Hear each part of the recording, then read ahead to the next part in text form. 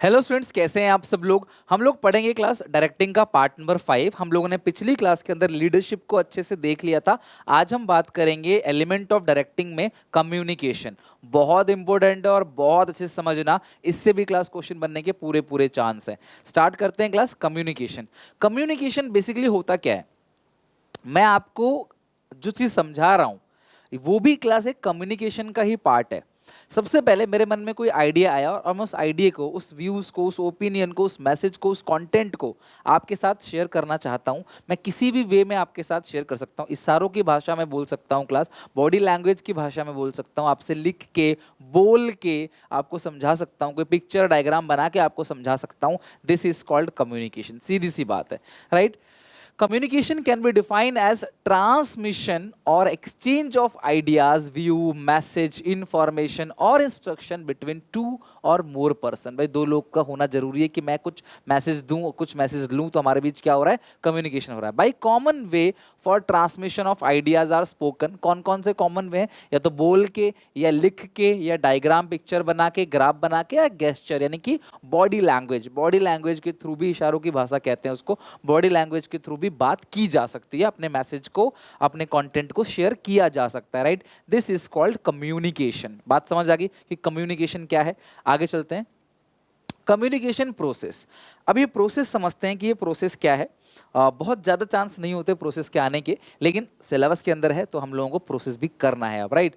तो प्रोसेस की अगर हम बात करें कम्युनिकेशन प्रोसेस की, तो सबसे पहला है क्लास सेंडर। ध्यान समझना, जिसके मन में कोई आइडिया आया है उस इंसान को सेंडर बोलेंगे, और वो आइडिया वो जिस इंसान को देगा उस इंसान को रिसीवर बोलेंगे। लाइन बाय लाइन ध्यान रखना। आप चाहो तो ये जो डायग्राम है ना, या चार्ट जो है, तुम्हारी मर्जी, जैसे चाहे वैसे बना लेना। जो तुम्हारी बुक में दे रखा है तुम उसे बना लो, या और कोई तरीका बना लो, बस इस तरीके से बना लेना। लेकिन इन सब का मतलब पता होना चाहिए। सेंडर कौन है, जिसके मन में आइडिया आया है, मैसेज आया है, वो सेंडर है। रिसीवर मतलब जिसको वो मैसेज देना चाहता है ना। लाइक मैं तुमसे कुछ कहना चाहता हूं, तो मैं सेंडर हो गया, आप रिसीवर हो गए, राइट। ठीक है। अब उसके बाद है क्लास, तो जो चीजें मैं कहना चाहता हूं दैट इज कॉल्ड मैसेज। अच्छा देखो, कुछ जगह क्लास मैसेज को पहले लिखते हैं, इनकोडिंग को बाद में लिखते हैं। कोई फर्क नहीं पड़ता, तुम जैसे चाहे वैसे दिखा देना, चाहे मैसेज को पहले लिखो, इनकोडिंग को बाद में लिखो, वो एक ही बात है। ठीक है। तो सेकंड नंबर पे मैं मान लेता हूँ मैसेज है। मैसेज क्या है, मैसेज वो कंटेंट है जो मैं आपके साथ शेयर करना चाहता हूँ, राइट। मैं आपसे कुछ कहना चाहता हूँ, तो जो चीज़ मैं आपसे कहना चाहता हूँ वो मेरा मैसेज है। जैसे आज मैं तुम्हें ये सारी चीज़ें पढ़ा रहा हूँ, तो ये मेरा मैसेज है, ये मेरा कंटेंट है जो मैं आपके साथ शेयर करना चाहता हूँ, राइट। लेकिन अगर मैं आपको मैसेज भेजूं और रास्ते में मैसेज गायब हो जाए, तो गायब इन द सेंस कोई मैसेज को पढ़ ले, मैं आपको चिट्ठी भेज रहा हूँ और रास्ते में डाकिए ने अगर उस चिट्ठी को पढ़ लिया, तो मैंने आपको बता रखा है कि मेरी सारी प्रॉपर्टी कहाँ रख रखी है मैंने, और वो गलती से पढ़ लिया, तो एटीएम कार्ड का पासवर्ड अगर पढ़ लिया, तो या कुछ भी ऐसी चीज़ हो गई, पढ़ लिया तो क्या होगा। तो इसीलिए हम लोग मैसेज को क्या करते हैं, इंफॉर्मेशन को क्या करते हैं, इनकोड कर लेते हैं। आप लोग व्हाट्सएप पे जब पहली बार किसी को चैट करते हो, तो आपको लिखा आता है एंड टू एंड इनक्रिप्टेड, लिखा हुआ आता है ना। उसी इनक्रिप्शन से समझ रहे हैं क्लास इनकोडिंग। इनकोडिंग का मतलब क्या होता है क्लास, की मैसेज को कुछ किसी ऐसी लैंग्वेज में, किसी ऐसे पैटर्न में, किसी ऐसे कोड में कन्वर्ट कर दो, ताकि अगर किसी को मिल जाए तो वो उसे पढ़ के समझ ना पाए। जैसे पहले राजा महाराजा जब कोई चीज़ भेजते थे, इंफॉर्मेशन भेजते थे, तो एक पहेली के रूप में भेजते थे, और पहेली को सुलझा के समझना होता था कि इसका मतलब क्या है, जो हर किसी के बस की बात नहीं होती, राइट। तो सेंडर वो पर्सन जो मैसेज भेजेगा, जिसको मिलेगा वो लास्ट में आता है रिसीवर। ठीक है। इनकोडिंग, मैसेज को इनकोड किया जाएगा ऐसी लैंग्वेज जिसमें मैं लिखना चाहता हूँ सैड, SAD, तो मैं S को लिख सकता हूँ 3, और A को लिख सकता हूँ 1, D को लिख सकता हूँ 4, तो मेरा कोड हो गया 314। तो ये 314 वहाँ जाएगा, तो ये सैड समझा जाएगा। कैसे, क्योंकि बाद में मैं उसको लिख के भेजूंगा कि S का मतलब होता है 3, 1 का मतलब होता है A, और D का मतलब होता है 4, तो वो समझ जाएगा कि अच्छा ये सैड लिखा है। मैं सिर्फ एक एग्जांपल दे रहा हूं आपको कि मैसेज को ऐसी लैंग्वेज में कन्वर्ट कर दो कि पढ़ने वाला समझ ना पाए, पढ़ने वाला कुछ भी ना समझ पाए, राइट, कि क्या है ये, राइट। तो ये हो गया मैसेज। अच्छा, उसके बाद क्या है क्लास, डिकोडिंग। मैसेज को डिकोड किया जाएगा, मतलब जैसे इनकोड किया था उसको पलट के उसी फॉर्म में लाया जाएगा जिस फॉर्म में क्लास रिसीवर समझ पाए। फिर क्लास रिसीवर के पास पहुंचेगा मैसेज, रिसीवर बोलेगा हाँ मुझे समझ आ गया, हाँ मैं समझ गया, यानी कि फीडबैक देगा, और जब वो फीडबैक देगा तब क्लास कम्युनिकेशन प्रोसेस पूरा पूरा एंड होगा। कम्युनिकेशन प्रोसेस तभी एंड होता है जब रिसीवर फीडबैक देता है, भाई समझ आ गया, बोला हाँ सर समझ आ गया, तो कम्युनिकेशन प्रोसेस यहाँ पे एंड हो गया। आप जब तक फीडबैक नहीं दोगे तब तक क्लास कम्युनिकेशन प्रोसेस एंड नहीं होगा। ओके, अच्छा, तो जब आप मैसेज को भेजोगे तो किस तरीके से भेजोगे? कोई ना कोई चैलेंज यहाँ, सॉरी क्या चैनल यहाँ पे होना चाहिए, ध्यान समझना। जब हम मैसेज को भेजते हैं तो कोई ना कोई चैनल होना चाहिए। चैनल इन द सेंस क्या होता है क्लास? चैनल का मतलब क्या है? आप कैसे भेजोगे मैसेज? चिट्ठी में लिख के भेजोगे, मोबाइल फोन से कॉल करोगे, व्हाट्सएप मैसेज करोगे, ईमेल ड्रॉप करोगे, या कोई और वे यूज करोगे? This is called channel. तो जो चैनल होता है ना क्लास, चैनल में क्या आता है? नॉइज। कई बार लाइक मैं कॉल कर रहा हूँ, नेटवर्क इशू है, तो ये क्या है? नॉइज। नॉइज यानी कि शोर, जो मैसेज मेरा सही से आप तक पहुंचने ना दे। अगर आपका इंटरनेट स्लो हो गया अभी, तो आप मेरी वीडियो नहीं देख पाओगे, मेरा मैसेज नहीं सुन पाओगे, तो वो इंटरनेट जो स्लो है वही क्या है क्लास? आपका नॉइज है। या चिट्ठी गायब हो गई, चिट्ठी खो भी जाती है, कई बार चिट्ठी नहीं मिलती है, खो जाती है, तो वो सब चीज़ क्या है क्लास? आपका नॉइज। इंटरनेट कनेक्टिविटी नहीं है, नेटवर्क नहीं आ रहे, these all are called noise. Okay, तो सबसे पहले क्लास हम क्या बात करेंगे? सेंडर, जिसके मन में आइडिया है। कंटेक्स्ट का मतलब आप समझ सकते हो कि वो जिस कंटेक्स्ट में बात करना चाह रहा है। इनकोड, जब मैसेज को कन्वर्ट करेंगे, मैसेज वो कंटेंट जो शेयर करना चाहता है। चैनल की कैसे कैसे हम लोग भेजेंगे मैसेज को, किस वे में मैसेज भेजेंगे, फिर मैसेज डिकोड किया जाएगा, फिर रिसीवर वो पर्सन है क्लास जिसको मैसेज मिलेगा, फिर वो फीडबैक देगा, तो यहाँ कम्युनिकेशन प्रोसेस एंड हो जाएगा। और ये नॉइज है क्लास, यहाँ बीच में रहता है। चैनल जो है उसके बीच में रहेगा नॉइज, यानी कि शोर। यानी कि शोर इन द सेंस कि किसी प्रकार का डिस्ट्रैक्शन जो मैसेज को सही से, जो डिस्टर्ब कर रहा है मैसेज को, ताकि मैसेज सही से ना पहुंच पाए। तो this is called class communication process. Okay, अच्छा, अगर हम कम्युनिकेशन की बात करें, कम्युनिकेशन होता है दो टाइप का, फॉर्मल, औपचारिक और अनौपचारिक। बहुत सारे लेटर आपने लिखे होंगे इंग्लिश के अंदर, formal letters, informal letters. Similarly class communication भी दो टाइप का होता है, फॉर्मल और इनफॉर्मल। तो फॉर्मल कम्युनिकेशन का मतलब क्या है? जब काम के मुद्दे की बात हो रही हो, जब authority, responsibility, power, delegation, boss और जो एम्प्लॉय है, इनके बीच की बात हो रही हो, टारगेट कैसे अचीव करना है, गोल क्या है, पॉलिसी क्या है, रूल क्या है, जब इनकी बातें होती हैं तो इसको बोलते हैं फॉर्मल कम्युनिकेशन। लेकिन जब गपशप होता है, हंसी मजाक होती है क्लास, ठीक है, बैक बीटिंग होती है, यहाँ वहाँ की इधर उधर की बात होती है, काम से हटके जब बात होती है, this is called informal communication. और दोनों ही जरूरी है क्लास। ये नहीं कि आप सिर्फ काम की बात करते रहोगे तो पगला जाओगे, भैया थोड़ा सा आराम चाहिए, रेस्ट चाहिए। इनफॉर्मल भी होना चाहिए। तो जो टीचर बहुत लंबी लंबी वीडियो बनाते हैं तो बीच में थोड़ा हंसी मजाक भी करते हैं, ताकि आप का इंटरेस्ट लूज ना हो, आपका सर दर्द ना करने लगे और आपको अच्छे से समझ आए। ओके, चलो नेक्स्ट करते हैं क्लास, फॉर्मल कम्युनिकेशन है क्या? देखो यार, बातचीत हो रही है तो किसी सीरियस मुद्दे पे ही बातचीत हो रही है, काम की बात हो रही है, this is called formal communication. It refers to official communication between the people who are officially related to each other. सब लोग ऑफिशियली एक दूसरे से जुड़े हुए हैं। आइडिया और message related to official matter such as task हो गया, रिस्पॉन्सिबिलिटी को फिक्स करना हो गया, अथॉरिटी को ग्रांट करना हो गया, टारगेट को सेट करना, ऑब्जेक्टिव बनाना, ये सारी चीज़ें क्लास रिटर्न फॉर्म में होती है जनरली। फॉर्मल कम्युनिकेशन हमेशा रिटर्न फॉर्म में होता है। जब स्कूल में एक छुट्टी भी अनाउंस करनी होती है तो रिटर्न फॉर्म में टीचर्स के पास जाता है। These are called formal communication.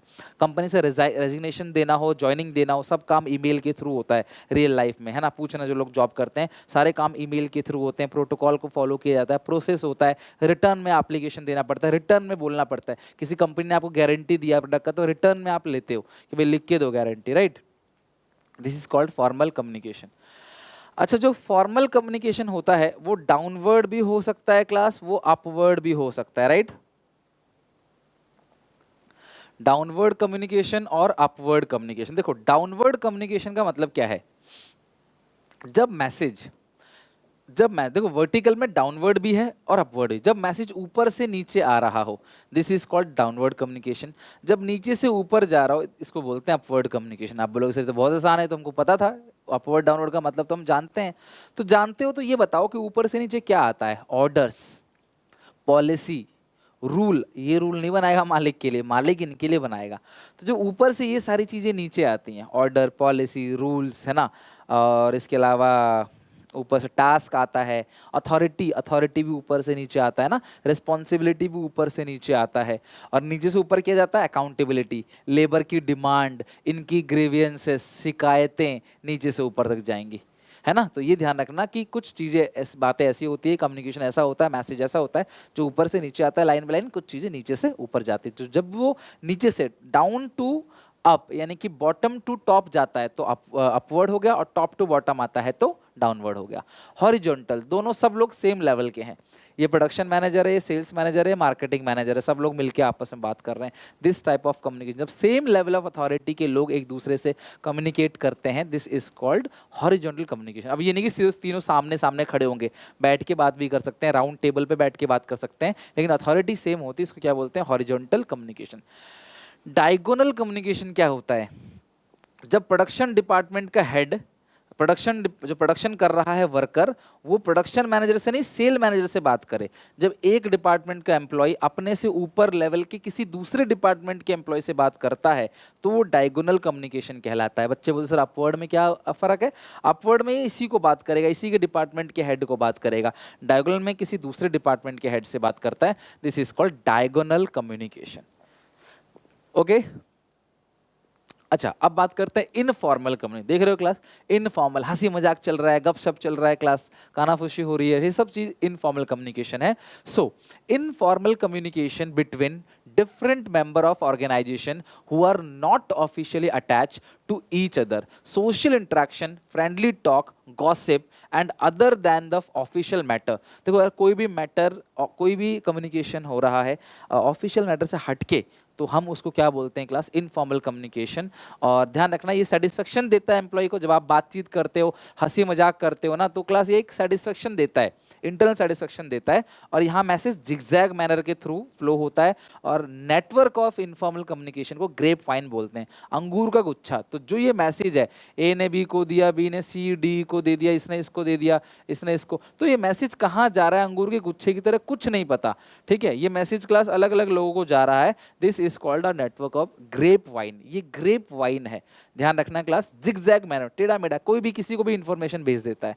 This is called grapevine. ये इनफॉर्मल कम्युनिकेशन में ग्रेप वाइन भूलना मत, ये नेटवर्क है। ओके अब डिफरेंस की बात करते हैं, फॉर्मल और इनफॉर्मल कम्युनिकेशन में क्या डिफरेंस है? तो सबसे पहला डिफरेंस है मीनिंग का। कम्युनिकेशन बिटवीन टू और more who are officially attach, यहाँ पे ये लोग ऑफिशियली एक दूसरे से अटैच हैं। और यहाँ पे जो कम्युनिकेशन हो रहा है क्लास, टू और more person who are not officially attach, तो वो किसी ऑफिशियल मैटर पे बात नहीं कर रहे। नेचर ये रिजिड है। देखो यार, फॉर्मल कम्युनिकेशन में आप मैसेज को चेंज नहीं कर सकते, क्योंकि मैसेज रिटर्न फॉर्म में है, जो लिखा है वही पढ़ के बोलना पड़ेगा। लेकिन ये फ्लेक्सिबल है, आप अपने दोस्त को कुछ बताया, आपका दोस्त आपको कुछ बता रहा है, तो मैसेज फिल्टर हो जाता है। लाइक ए ने बी को कुछ बताया, बी ने सी को कुछ बताया, ओ यार ऐसा हो गया, ये हो गया, वो हो गया, कुछ ना कुछ बढ़ा चढ़ा के तेल मिर्च मसाला लगा के बात बोली जाती है। तो यहाँ पे बहुत ज़्यादा फ्लेक्सिबल होता है मैसेज, यहाँ मैसेज रिजिड होता है।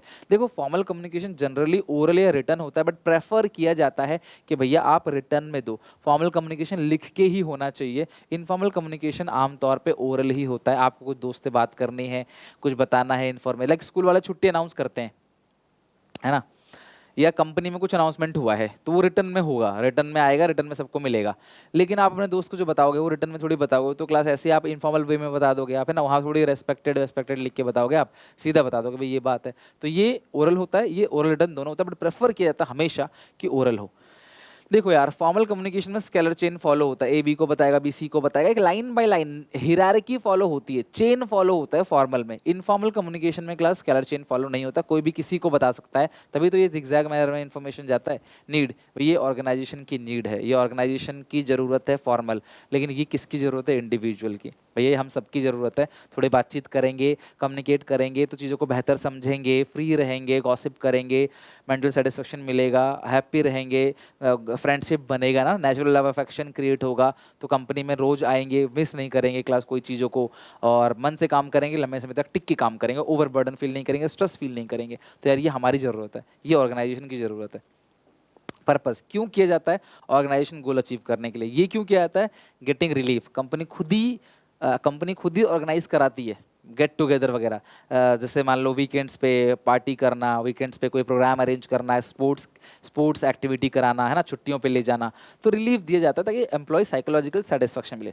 रिस्पॉन्सिबिलिटी की बात करें, it is easy to fix the responsibility in formal communication because source of information is known. भाई फॉर्मल कम्युनिकेशन में पता है कि इन्फॉर्मेशन कहाँ से आया है, मुझे मेरे बॉस ने दिया, मेरे बॉस को उसके बॉस ने दिया होगा, वहीं से आया है। लेकिन दोस्तों के पास जो इन्फॉर्मेशन आती है, किसने कहाँ फैला दिया, सोशल मीडिया पे कहाँ चला गया मैसेज, कुछ नहीं पता, आग की तरह फैल जाता है।